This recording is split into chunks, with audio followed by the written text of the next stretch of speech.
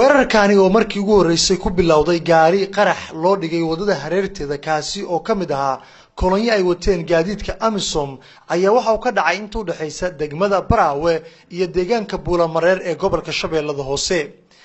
dadka deegaanka ayaa qaybaha warbaahinta u xaqiijiyay in qaraxa uu ahaa mid xoogan oo laga maqlay hareeraha goobta qaraxu uu ka dhacay waxaana ciidamada la socday gaadiidka kale gaariga qarxay daba joogay ay rideen rasaas inkastoo la maqlayay rasaas ka dhacaysa goobta qaraxu uu ka dhacay.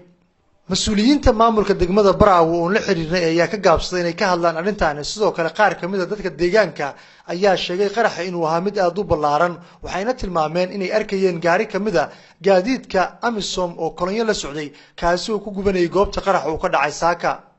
weerarada noocan oo kale ayaa inta badan waxaa lala eegtaa ciidamada Amisom kuwaasi oo ah qaraxyo miino oo gaadmo ah. taliska ciidamada Amisom ayaana ilaa iyo imin ka hadlin ujeedka weerarkaasi iyo khasaaraha ka soo gaaray.